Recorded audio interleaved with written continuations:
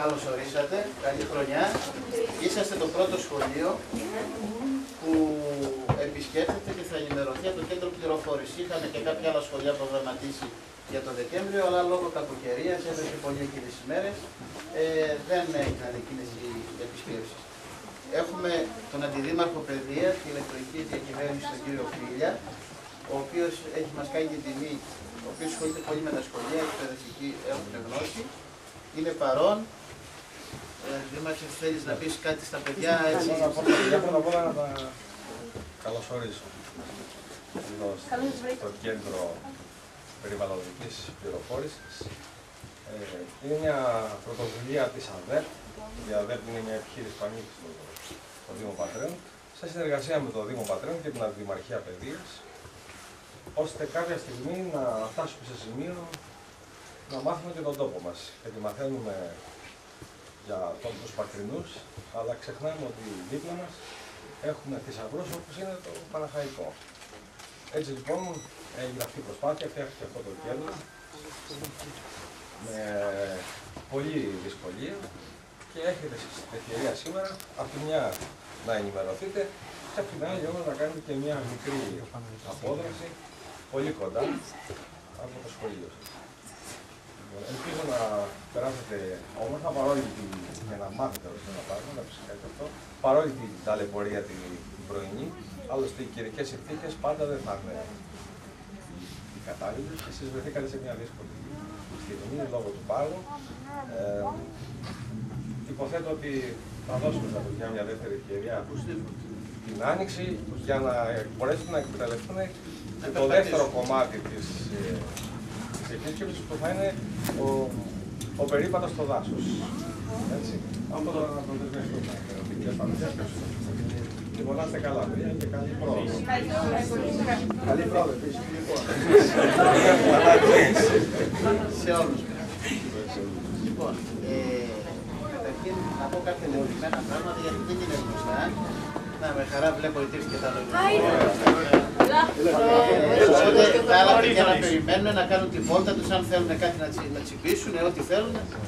Λοιπόν, η Πάτρα παραδοσιακά και από τους χρόνους τους ιστορικούς είχε ένα βουνό από πάνω της, το οποίο ήταν το Παναχαϊκό Όρος. Και αυτό και το Παναχαϊκό όλοι το ξέρουν σαν βουνό της Πάτρας.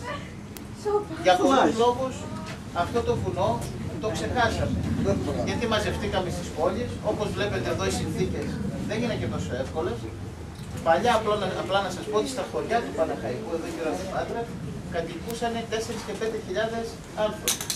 Σήμερα αυτά τα χωριά έχουν αδειάσει. Εδώ στο Κουμαρόκαστρο, που είναι το πιο εύκολα προσβάσιμο χωριό, είχαν 40-50 άνθρωποι.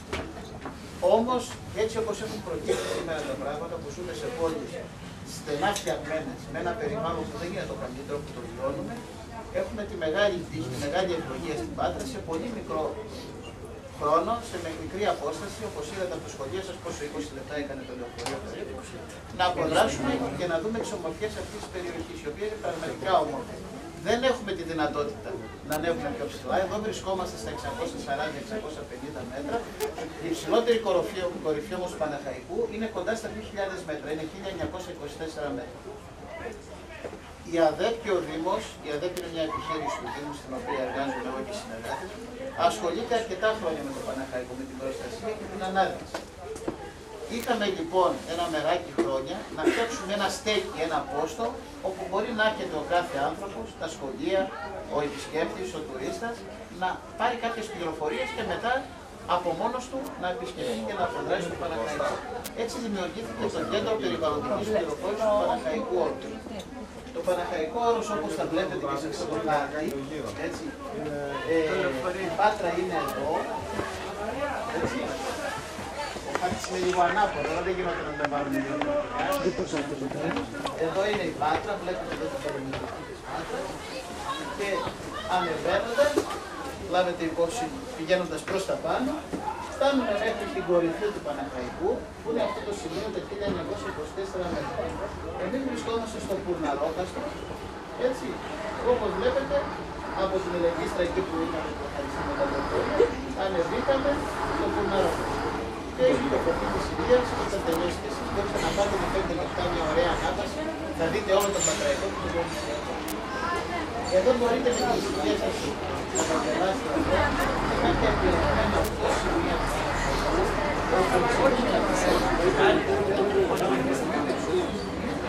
επίσης, από το πάτημα εδώ που είναι χαραγμένα όλα αυτά τα μονοπάτια, έτσι βλέπετε, γελιωτά μονοπάτια, τα οποία μπορούν να περπατηθούν και να μεταδείξουν πραγματικά πολύ όμορφους περιοχές. Το Παναχαϊκό έχει αξία για πολλά πράγματα. Για το τοπίο, για τα νερά, ξέρετε πολύ καλά ότι η υδροδότηση της Πάτρας προέρχεται από το Παναχαϊκό. Και ο Γλάφκος, το ποτάμι αυτό, το γνωστό, από το οποίο παίρνουμε τα νερά, αλλά και ο Χάραντος, ένα άλλο ποτάμι που είναι στην πλευρά του Πανεπιστημίου και είναι ο Τόφαλος στο γυμναστήριο, είναι ποτάμια από τα οποία παίρνουμε νερά, εδώ οι πατρινοί, για να πίνουμε και να χρησιμοποιούμε γενικότερα για τις δραστηριότητες μας. Όμως έχει, όπως θα διαβάσετε εδώ, και πολύ άλλα ενδιαφέροντα στοιχεία.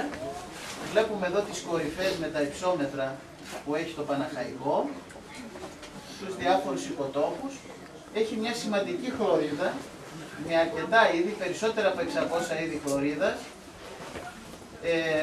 κάποια από τα οποία είναι και άκρως προστατευόμενα, να μην πω σε λεπτομέρειες, και έχει και αρκετά είδη πανίδας, διάφορα σπονδυλωτά, 155, ερπετά, πτηνά, πολλά από τα οποία, όπως ο χρυσαετός που είναι ένα είδος που πετάει στο Παναχαϊκό και φωλιάζει, είναι προστατευόμενο από διεθνείς συνθήκες, και κάποια θηλαστικά, εδώ στην Πελοπόννησο, όπως ξέρετε, δεν έχουμε θηλαστικά μεγάλα. Το πιο μεγάλο θηλαστικό είναι το τσακάλι και η αλεπού. Και κάποια αγριογούρνα τα οποία τα αφήσαν ελεύθερα. Ούτε λύκο έχουμε, ούτε αρκούδα, τα οποία έχουν αποκοπεί από την Πελοπόννησο λόγω της απομόνωσης που έχει από την υπόλοιπη Ελλάδα. Λοιπόν, αυτά σε γενικές πληροφορίες. Στο τέλος, όταν τελειώσει η ξενάγηση, θα σας δώσουμε και ένα φυλάδιο που γράφει πιο αναλυτικά. Τώρα, θέλω να μπείτε μέσα. Ο χώρος μας είναι λίγο στενός, αλλά και ότι βρήκαμε αυτό το χώρο είναι κατάκτηση. Έτσι ξεκινάμε, οι εποχές είναι και δύσκολες. Θα δείτε μια φωτογραφική έκθεση για την οποία αναφέρονται πληροφορίες, ό,τι θέλετε να ρωτήσετε. Έτσι, με προσοχή μην ακουμπήσετε τα έργα, γιατί είναι έργα τα οποία τα φτιάξανε με πολύ μεράκι και δεν ξαναφτιάχνονται. Και στη συνέχεια θα σας προβάλλουμε ένα βίντεο 12 λεπτών, από το οποίο θα σας δώσουμε περισσότερες πληροφορίες. Ακολουθεί και αυτή.